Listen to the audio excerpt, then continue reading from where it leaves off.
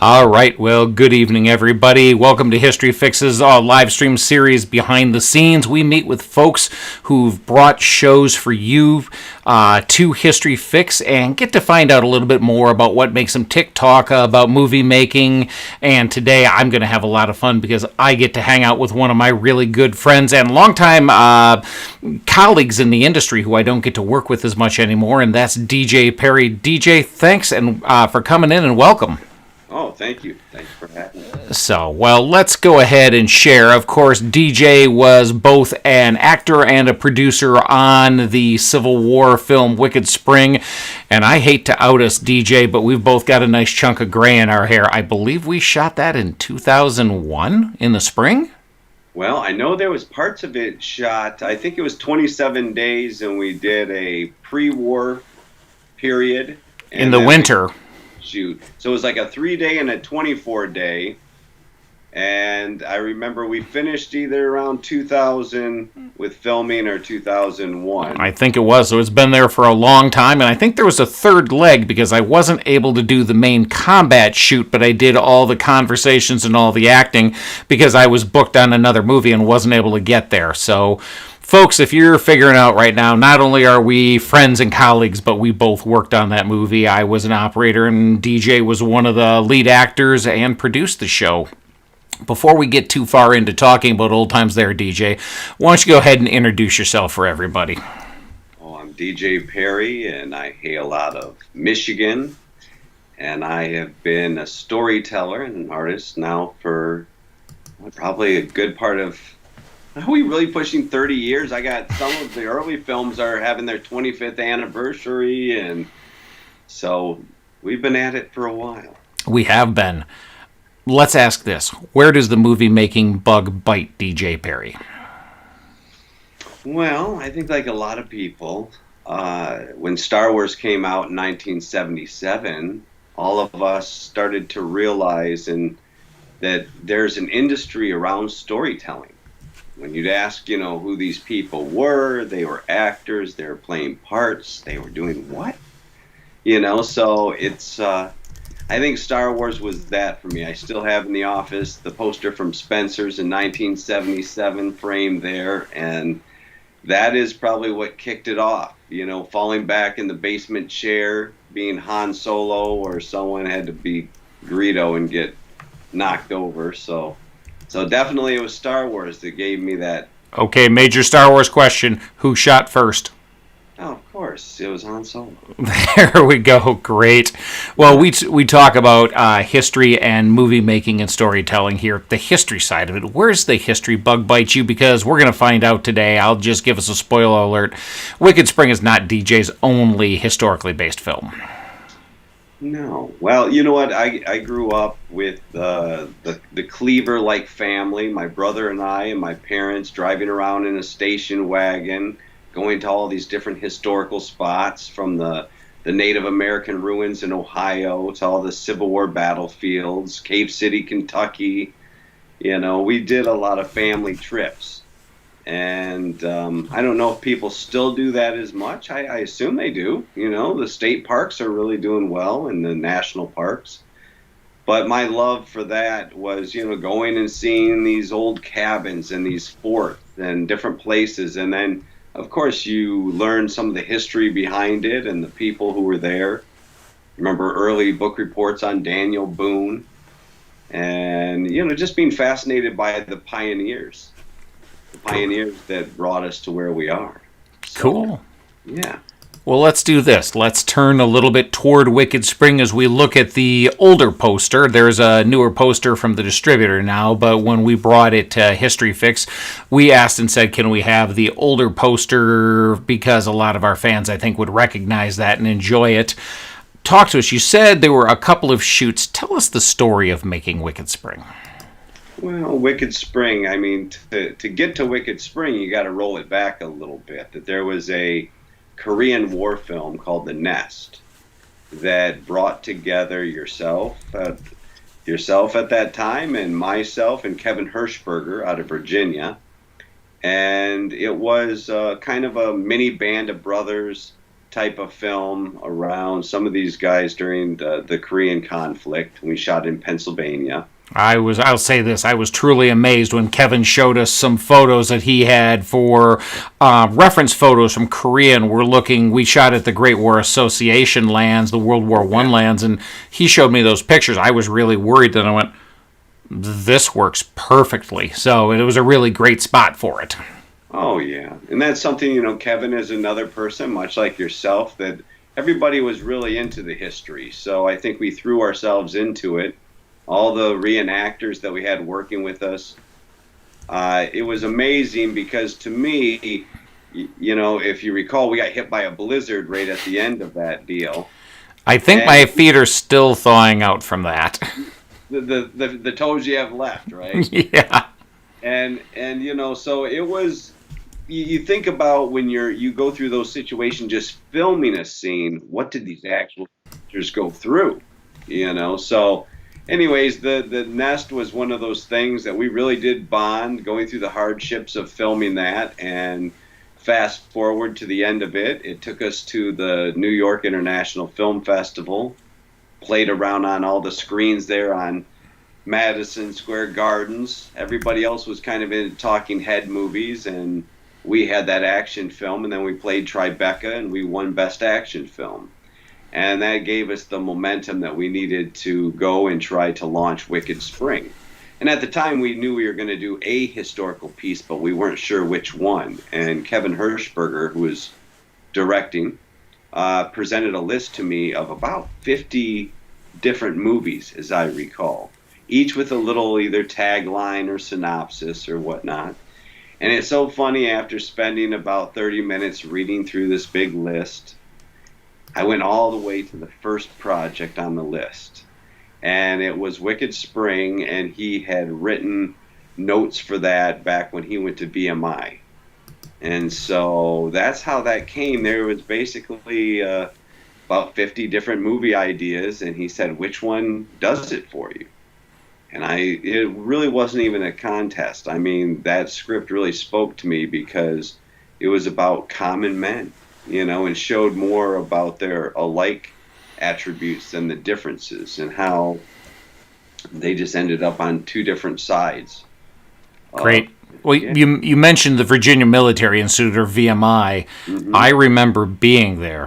What do you remember about the day we were at VMI? Well, I remember the beautiful church that we filmed inside of. That was the grounds. I remember being impressed by the grounds and everything, but really it was that chapel that we shot in, because those were all the scenes where, Speedy, Brian Merrick's character, is flirting with Lindsay Ingram's character, because the film, for those that haven't seen it, starts focusing on the life of a gentleman from the north and one from the south. The one from the south explores new love, falling in love, and then having to leave that person.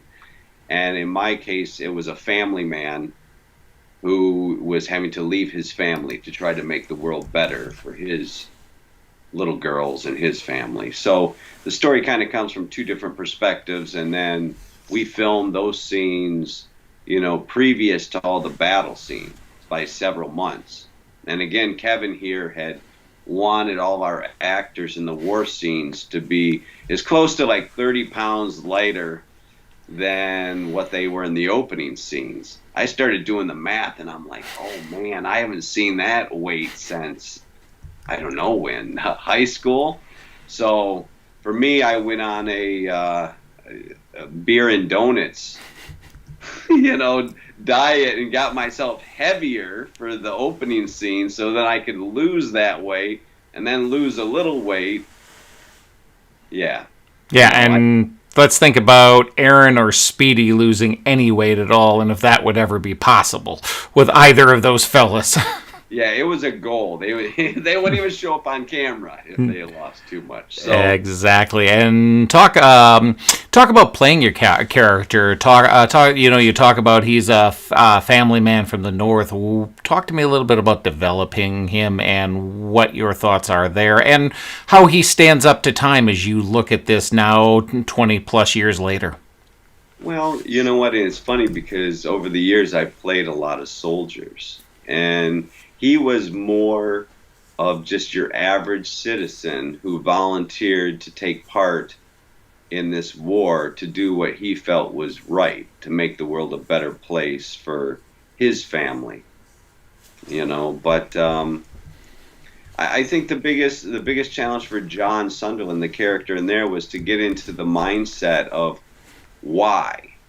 What makes you leave your loved ones and go off to do that? I mean, you have to really be motivated in your heart, in your spirit.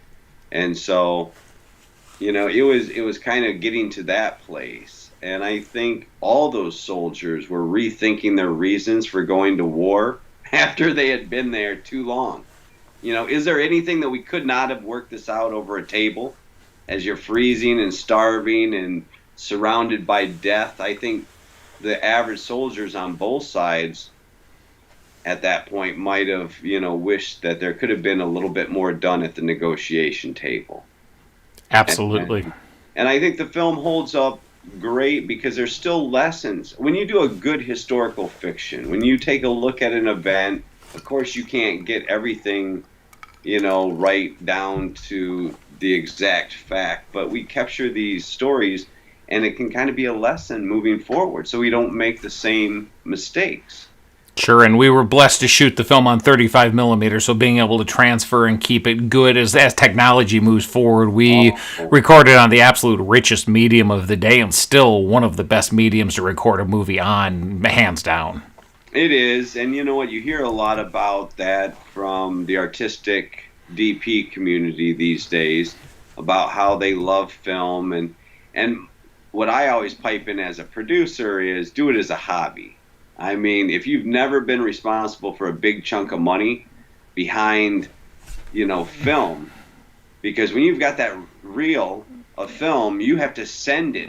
Now you're sure. No, you're absolutely right about that. But in '99 and 2000, digital was not where it was today. If we had shot that on a digital medium, it would not hold up the way 35 holds up today.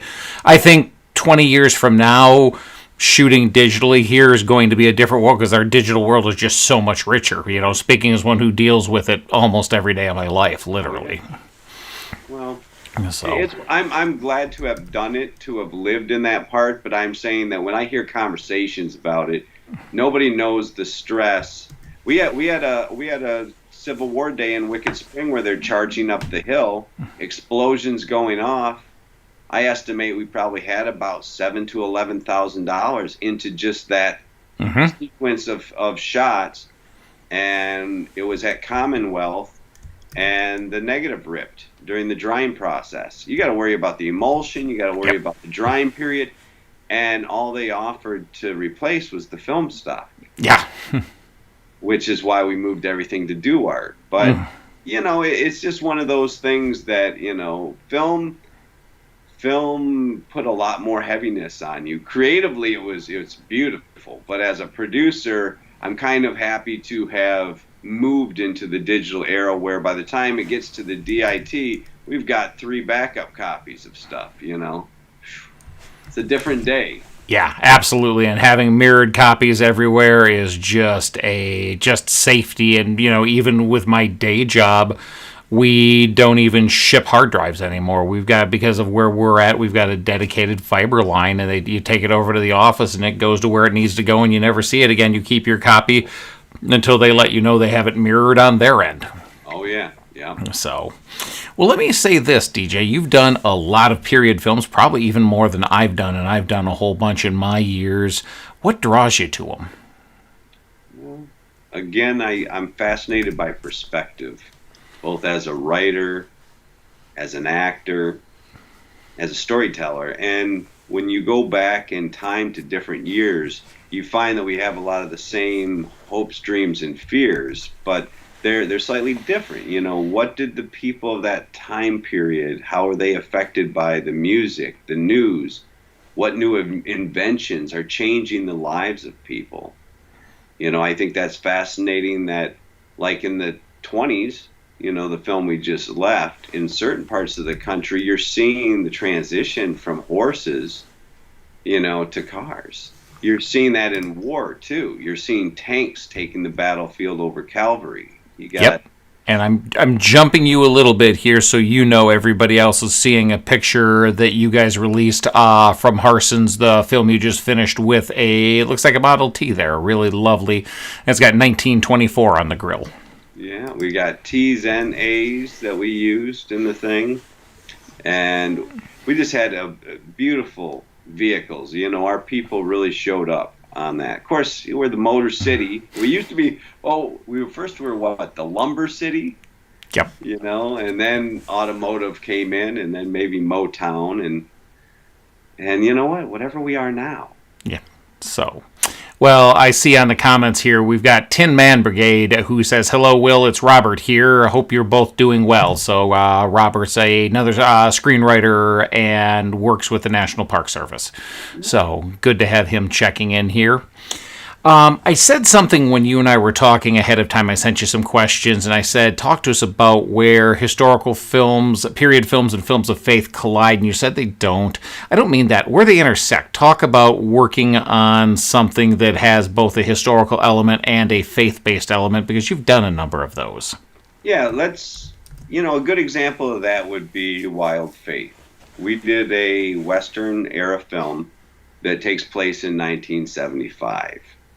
And one of the big compliments to the film was how it blended faith without it seeming like it was shoved down your throat or that it was preachy or anything else. Well, were you 1975 or 1875 on that? 1875. There we go. Thank you. Okay, put me back where I belong. You got my head all over the place. But it's all over the place historically, so it's still fun. Well, but it's one of those things that, you know, back then, people just lived closer to their faith. You know, they had to pray for good crops, good childbirth, good birth of their animals, good weather. You know, they just seemed like they were, you know, naturally, you know, more of a reverent people. You know, they didn't take things for granted. They were appreciative. They gave their thanks. They prayed for, you know, a desired outcome during hardship. And I think it just is natural. We didn't do anything or add anything that you probably didn't see around the table before people ate at that time period. So again, we were just looking at a perspective of an earlier time period where people just lived closer to their faith. And I think that's the interesting thing with all movies. Your characters are either trying to find their faith, hold on to their faith because it's been challenged. A good movie has faith throughout it, and individual. The different characters are all at different places. Some have no faith or have lost all their faith.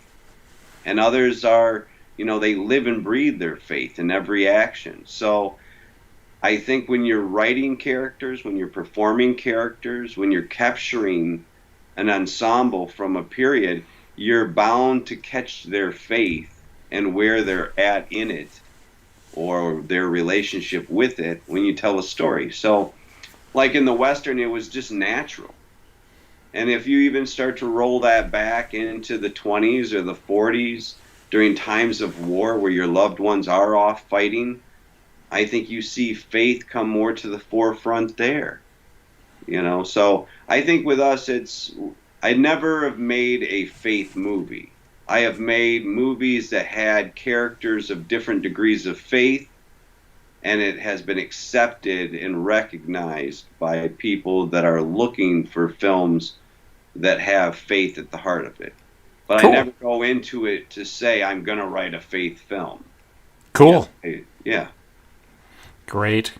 Well, with Wicked Spring, we had so many people who worked on that one.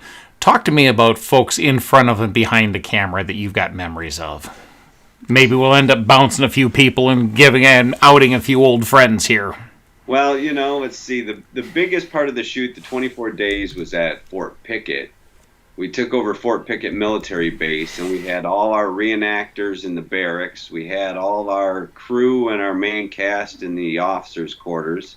We ate in the mess halls, hung out after hours in the officers' club.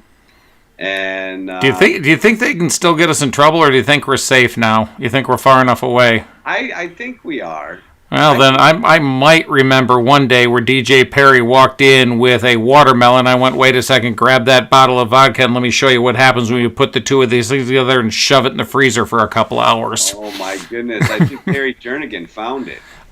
No, I don't know. There's a call out to our buddy there. Absolutely. Absolutely. Well, and that's the other thing. Wonderful cast. And a lot of them were the guys from The Nest. We took the same chemistry from that award-winning film and transplanted it into the Civil War film.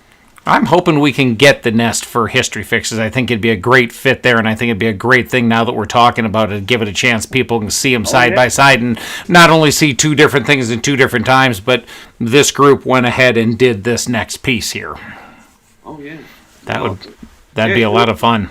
It was a nice evolution to that, and Steve Lyons, had several projects that we worked with him on, and I'm sure, we talked about that a bit. He was the director of photography on it. Oh my goodness. I remember a couple of the storms and losing some time, As happens with any exterior movie ever.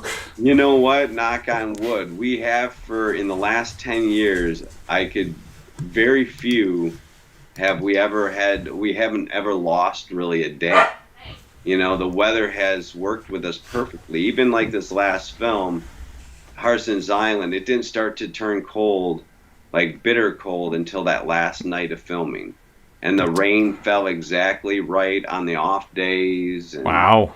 Good for you guys. That not everybody has that piece of luck, so that's a great thing. Wicked Spring, we were not. Wicked Spring, we paid the piper several times. Yep, we sure did. I must say, one of my memories there was I have written training manuals for Civil War reenactors, and I did it in college, and so had a set of stuff there that was already produced on video by my first boss, Brad Graham, who you see other things on History Fix, Antietam, a documentary film, Fredericksburg, Soldiers All. There's a number of projects we have from Brad there, and the School of the Soldier videos were well received. Our friend John Pagano was the historical consultant, and we both knew who each other were, but we'd never met. I'm standing there behind a camera in combat fatigues because I'm operating a camera. I come walking out because the soldiers messed something up, and I wasn't worried only about the drill historically accurately, but when you do it right, it looks better for what we needed. Walked up and started tweaking the guys, and somebody looked at me and said, wait a second, you're a cameraman. What are you saying that for? John just walked by without even looking back. He wrote the videos, shut up, listen to him, do what he's asking. That's funny. Yeah. I haven't seen John Pagano in a long time. How's he doing? Do you keep up with him? I saw him while we were filming something last September, so he's doing well, and we chat a little bit. He got married. He's just over the moon happy, so it's fun to see him there. Robert comes back in, and he says, what was the most dangerous thing to occur on the set of Wicked Spring? Wow. I must say, we work with the things you work with on war movies. We worked with blank fire weapons, and we worked with pyro, and we at night worked with fire burning fake trees that we had put in, but all of that stuff, I don't know what I'd say the most dangerous was. I missed the combat. I missed the combat shoot, so I missed the pyro. I got the answer for that, which, you hate to, shoot at your own project, but if anything, there was one day when that storm was approaching that we should have called it a wrap 30 minutes earlier because we had the big metal grid work up and lightning was coming in. That was that would have been the segment I wasn't on because I don't think I was there for that one. But to look back and do it over, we were trying to get that last piece of a scene. Everybody was on board. Yep. But we should have called it about 30 minutes earlier. And then the second thing that comes to mind, which is funny, we were out in those woods filming that segment there on Fort Pickett, and a group of us actors were in those fold-out chairs going over our lines. I think Chuck Graybill was doing some of his dirt makeup on Brian Merrick and stuff like that. And the action of the main set had moved a little bit further out. And I suggested that we take our little camp and move closer to the hot set because the whole hot set had moved to a secondary location. Some people were about moving, some people weren't, but finally everyone got their stuff and we started to move. And we had not gone, maybe 100 paces, and a big tree, log piece cracked from a dead tree and came down and was right where we were all at. Smashed right there.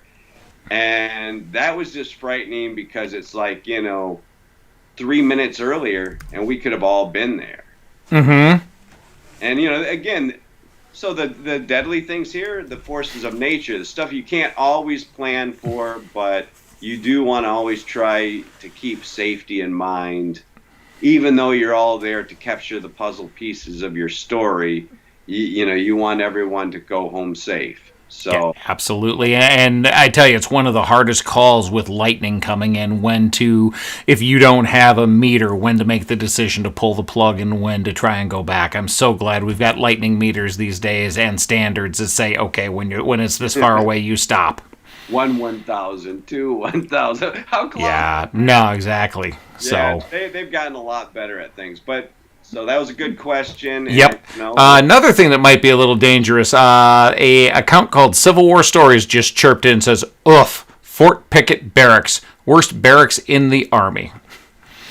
Yeah, I think they were from actually World War II, and it's the only time I've ever seen like a rows of a dozen toilets all next to one another. Yeah. Stuff.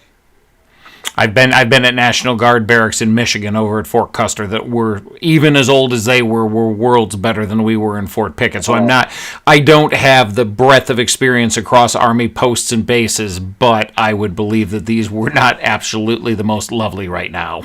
The officers' quarters was kind of like camp, Yeah. You're rustic, and then even, your own. I remember that at night it was whoever was buying the beer was whoever had the least amount of ticks or chiggers they pulled off themselves in the shower that day. Virginia woods is no joke. As a Michigan boy, we have very tame woods. Another most deadly or dangerous things. Every morning that the art department took the tarps off the camp set and stuff, they found copperheads. Every damn day. I remember setting a camera position because being the second camera, you sometimes get stuck in the corner looking for something long lens and cool. I remember my camera assistant looking down going, "We're moving. Why? Black Widow." Oh, yeah. Then, do you remember the big rock where there's this scene where Pietro, who's wounded, is being carried out? Mm-hmm. And we're all gathered around this giant boulder, and I hear sound department, they're trying to call the roll, and he's like, "Wait, hold it. I'm hearing something." They're like, "What are you hearing?" "I'm hearing rattling." Time to move. Apparently around that rock was, hopefully just a rattlesnake, but you never know. Nope. So we repositioned all that.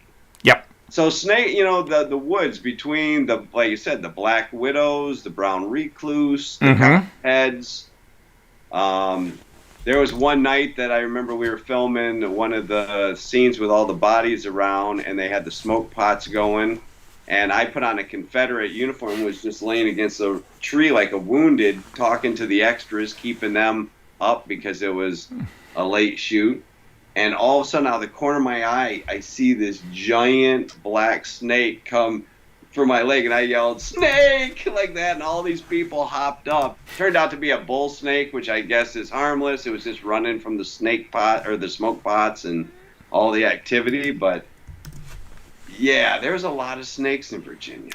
Yep. And I think I'll stay up here in the north as much as I can and let other friends down there have that, although I've been able to be in the Shenandoah Valley several times this year, and it's just lovely. So it's been nice to be back down on the other side of the state, though. It is beautiful. Mm-hmm. But it's dangerous, too. You just got to, again, those, lightning, snakes, falling trees, these are... those were the dangerous things. The other stuff we kind of prepare for and try to use our, common sense and judgment. But, yeah. So, well, let me start to wrap this as we've gone through memory lane a little bit. We'll see if more questions come in, but let me start to ask you some of the regular questions we ask as we end a conversation. And this really puts history and stories together again in a wider range. And that is, I guess even before we go there, do you want to say more about Harson's? Because I haven't shared one image that I have here. I stole an image off of your guys' Facebook page, and here's a picture of you leaning against a door frame playing Axel from Harson's. You want to take a minute and just tell us about what you're working on there? Well, Harson's Island is essentially a piece of history from the mid-20s where the Purple Gang out of Detroit controlled 80% of the illegal liquor being ran in the United States. Al Capone was their biggest buyer. And there was also a population of war vets from World War I coming back. And a lot of them had the shell shock. They didn't know exactly what it was, but they couldn't handle the stimulus of the city and people. A lot of them from Michigan went up north to find their little piece of tranquility. Some of them that had family or businesses in Detroit chose Harson's Island as kind of a getaway, where they would be hunting and fishing guides, and then they would do a little bit of buying booze from Canada and selling it up and down to some of the river clubs for some extra money. They had a medical bill or a engine went down on a boat. And the Purple Gang, it wasn't so much biting into their profits as much as it was just kind of an insult, because Detroit was their capital and this was just outside their city by about an hour and a half. So they decided that they were going to put an end to this. Well, to do that, you have to take a ferry over to a rugged wilderness island. And the thing is, the mob techniques worked really good for fear and intimidation on shopkeepers. But when you had survivors of the Great War, who had seen tanks and mustard gas and flamethrowers and usually ended up trench fighting in sewage, these guys were not the ones to be intimidated. You've got the American version of the fellows who are the Peaky Blinders coming back from working for the Great Britain's army during World War I. It's the men with the same issues right here. Same thing. And if you see, there's a cool TV show, Warrior, that's San Francisco time frame, same time frame and everything. So yeah, you don't need much more than that. You got the Purple Gang is going to run into conflict with these World War I vets, and we'll see how that turns out. Good. Well, I know you're just starting post. You just finished shooting. We'll look forward to seeing that wherever that comes out, and hopefully we'll be able to give it one home of many as you finish up. Thank you. Excited to see it coming. So December 1st, that's our next big historical one. Cool. The streaming film for Silent Night in Algona, the World War II pictures. So people can get their fill then. Lots of history. So, well, let's ask here. What is one cool historic thing you've dealt with or done in the last week? You know what? I've been having all the props.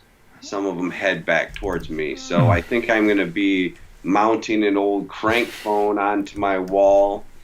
We borrow a lot of props, from museums and different private owners, but the coolest thing with history has been getting some of that stuff back in. I've got like a trench art that's a lighter made from bullet casing. Wow, cool. The trenches, trench whistle, which actually finds its place into the movie. And, so just being surrounded by all the stuff that was common day items for people at one time, you feel close to that history again. Good. Well, that dovetails into a question we have coming in right here, and maybe you've answered it, maybe you want to go a different way. The question that just hit our line says, with how authentic the material culture is in Wicked Spring, what are some of your prime examples of good material culture and historical films you like? For me, it's funny when HBO first started making some of their docs, like the Memphis Belle, and they were the first company for me that were doing historical type films that it felt like feature films on television before everybody else was doing it. Mm-hmm. And there's several films like that went through there. But if I was, for me, like Civil War, Gloria is my. Mm-hmm. And there's flaws with any of the films. You can pick them apart. But again, at the end of the day, we try to get as authentic as possible. But you're really trying to also capture the essence of the story. And I don't think the two are mutually exclusive, and that's one of the things that's a big thing that we've been pushing, and I've been pushing as I've pushed my career forward, is I don't have to sacrifice that a history buff is going to puke and walk out the door because of what he's seeing to tell a good story. You can find a trifecta of a good story with good technical craft, with a excellent material culture to put you in that world. It actually supports good acting and good storytelling, to my mind. Oh, yeah. And, it takes more of your artists because you have to be researchers. They do have to be historians. Yep.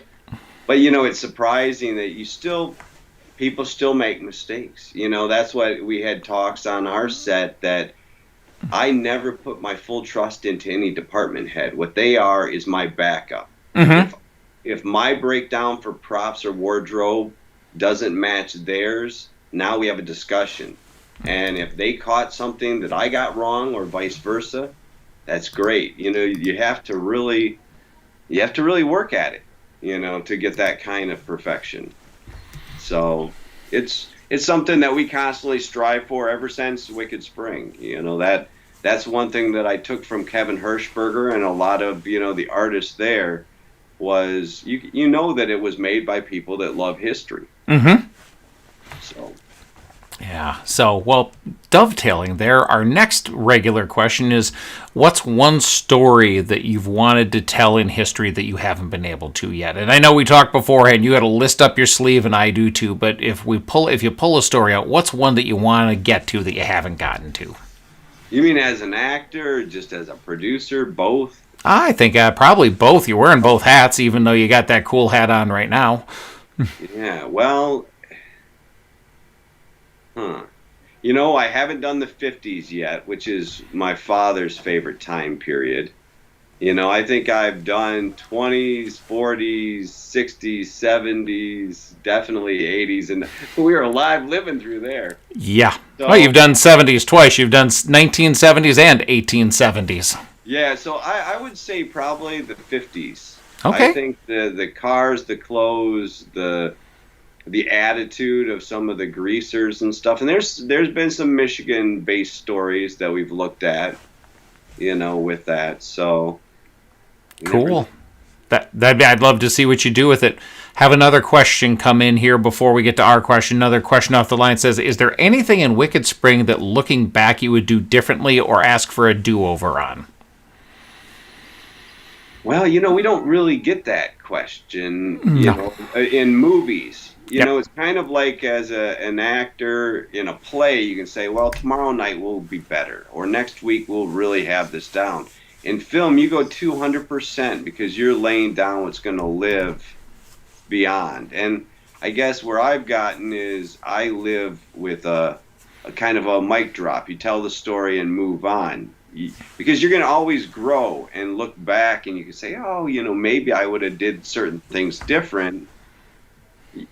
Obviously when something doesn't work right, I wish that negative didn't tear. Mm-hmm. That scene of, that giant effect scene of that one charge in the film with the explosions and all those men, but things happen. So, with Do-Over, because everything that it is led us to now. Mm-hmm. we are, I guess I'm pretty good at accepting where we were at each step. You know, that was the best that we could do at that time. With our experience, with the people that we empowered to make certain creative choices.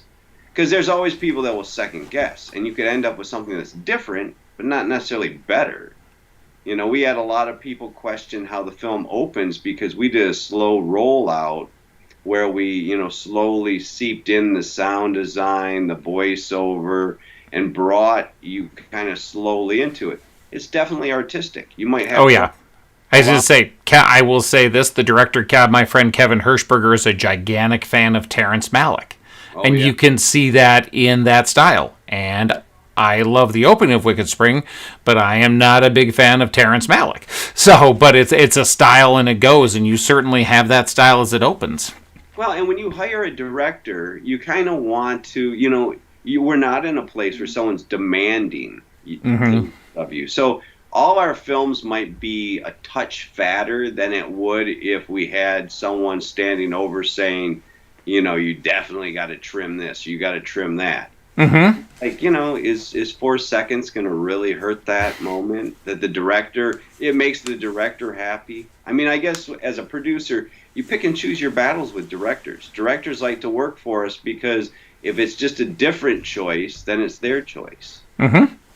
You know, so, you know, no, I don't really regret anything because, like I said, it came out and it did what it's done, and that led to something else, which led to something else, which led to something else. So. Yep.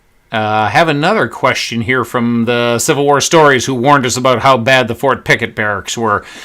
He asks, if you were tasked with making a Civil War version of Band of Brothers, what unit would you pick? What unit? If you're well enough in on that, well, and you know, for me, see, you're getting down to, it's funny when they put all us actors with the hardcore reenactors in there for training. That's a whole story on itself.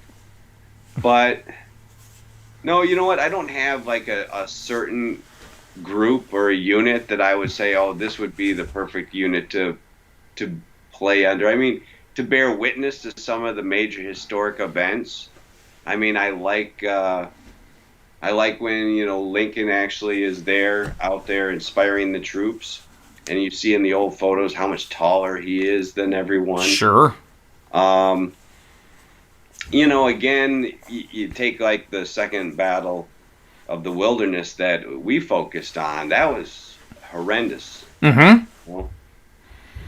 Then you look at, you know, like I said, I didn't like the wool pants. I felt for those warriors when I was out there, because there was times as an actor I was miserable, and I wasn't out there for the time periods that those men were. I remember Kurt Hall splitting his and us having, with him crawling around through the woods, us having to repair his trousers on the fly almost every day. Oh, yeah. Well, see, it's with Kurt Hall that I have that funniest story when they put us with those hardcore reenactors, and they didn't tell them that we were acting plants. Brian Merrick knew, and I think a couple guys at the very top.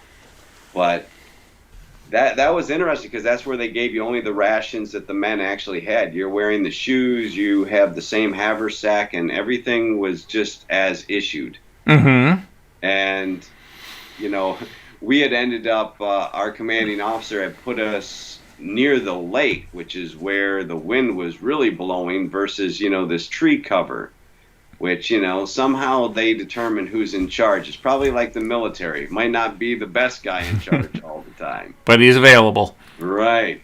But anyways, it started to get cold. There's about 200 men in our company. And immediately people surrounded the fires. And then Kurt Hall and I were spaced out, kind of lying next to each other talking. And some guy came and laid right in between us. And we were like, can we help you? And he said, oh, it's getting cold. We're going to be spooning. And I'm like, oh, no, we're not. You know, and so we send him away. And it's almost like a comedy, because you could cut to several hours later on the rubber mats with the blanket, Kurt Hall and I just chattering. cold as shit. And then looking at all these guys, it's like, we are modern men. We have to be smarter than they were back then, right? We don't have to go to such lengths. I see my tin cup hanging on my haversack. I tiptoed through all these people, and I got some coals out of the fire and brought it under my thing, and it warmed it up like a stove. Nice. I can hear Kurt Hall's teeth chattering. I'm like, Kurt, stick your hand under here. He's like, what? I'm like, no, just do it. He's like, oh my God, it's warm in there. He's like, what did you do? I said, get your tin cup and go get some coals and bring it under there. He runs and gets his cup and gets some coals, goes back under there. I'm like, is it getting warm? Yeah, but how do you keep the smoke down? I said, you got a wood chip in there. He goes, I do. So he gets the wood chip out and he's like, what do I do with it? I said, throw it back in the fire. He's like, if I miss, I'm going to hit one of those sleeping people. I said, well, there's a lake behind us. Throw it back there. So he throws it back towards the lake, and we get down in there, and we're all warm and peaceful. And all of a sudden we hear, fire, fire! And we look over, and there's like 3-4 foot high flames in the high grass behind us.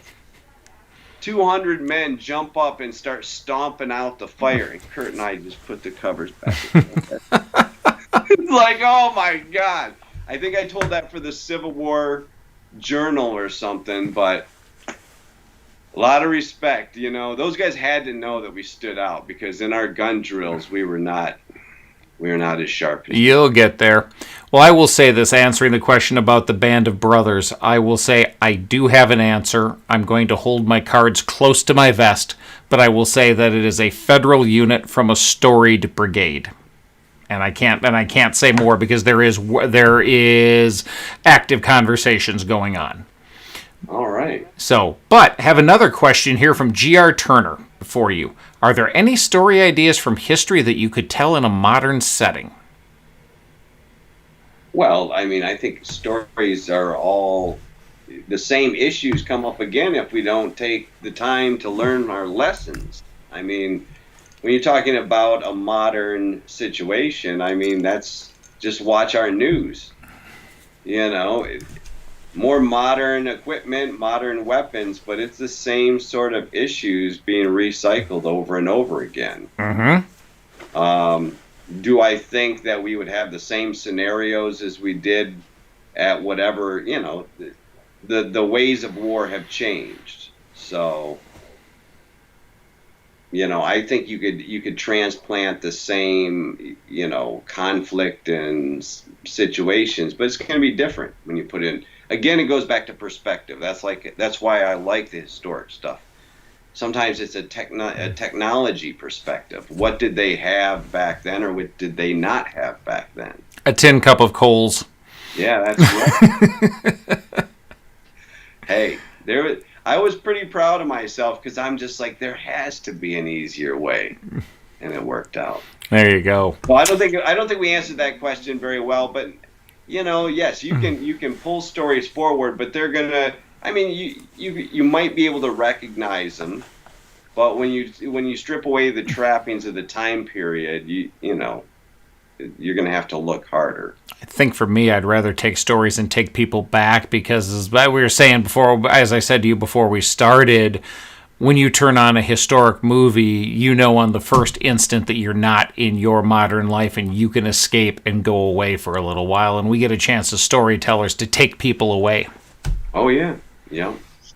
So, well, DJ, I'm going to leave it here. I'm going to throw a quick card up here. Folks, if you've enjoyed this conversation and want to see Wicked Spring, you can find it on HistoryFix.com and all the branded apps that we have across the different app platforms. Sign up on the website at HistoryFix.com, and when you do, use the code HFix40. That'll give you 20% off the first year of the annual plan, and you can enjoy Wicked Spring. You can enjoy other short films, other features. If you want to dive into more true stories, you can dive into documentaries with us. And DJ, there's been a lot of laughter here and a lot of fun. It's been great to just hang out for a little bit. Thank you for spending time with us tonight. Thank you. I appreciate it. And good luck with the channel. Everybody out there, if you want a good dose of history, sign up. Hey, sounds good. So, well, have yourself a great evening, sir. We'll see you folks next time on the next Behind the Scenes. Take care, everybody, and have a good evening. Good night.